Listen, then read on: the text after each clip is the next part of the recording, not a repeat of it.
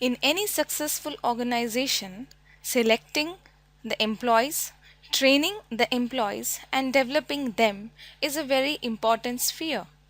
After these employees have spent a good time on the job, it's time for you to appraise their performance.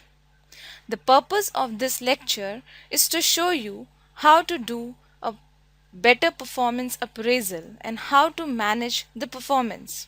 The main objective of this lecture will be to make you aware of the various performance appraisal tools and how to handle the problems, thereby giving some solutions to you.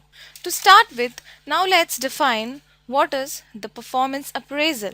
Performance appraisal means evaluating an employee's current performance or the past performance relative to his or her performance standards. Every manager needs some way to appraise the employee's performance. If employee's performance is good, you will want to reinforce it, and if it is bad, you will want to take some corrective actions. Stripped to its essentials, performance appraisal always involves setting the work standards, assessing the employee's actual performance relative to those standards which are set, and finally providing the feedback to the employees with the aim of motivating him or her to eliminate performance deficiencies or to continue to perform above par. For most people, performance appraisal brings to mind appraisal tools like the commonly used appraisal form. So, is performance appraisal only in the forms, or is it more than these forms? For one thing, appraisal also assumes that the employees knew what their performance standards were and received the feedback required to remove performance deficiencies. Let's now first focus on the traditional performance appraisal, starting with how to set the appraisal goals for the employees. Employees should know ahead of time the basis upon which you are going to appraise them. In practice, this means one of two things. That is, managers simply use appraisal forms with pre-printed generic criterias. The generic criteria here becomes the de facto standards by which you appraise your employee. The second basic approach is to appraise them relative to specific standards that you expect them to achieve. For example, add 10 new customers next year. This sounds simple, but in practice, clarifying what you expect from your employee is tricky.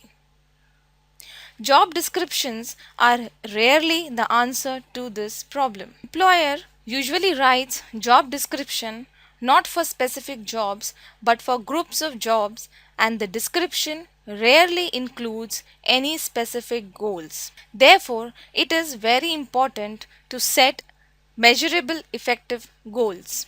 Let's now see how to set these goals.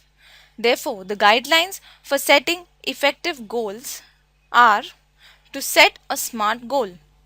By this, we mean these are specific goals, measurable, attainable, relevant, and at the same time timely.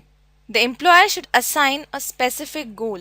Employees who have specific goals usually perform better than those who do not have one. One need to assign the measurable goals too.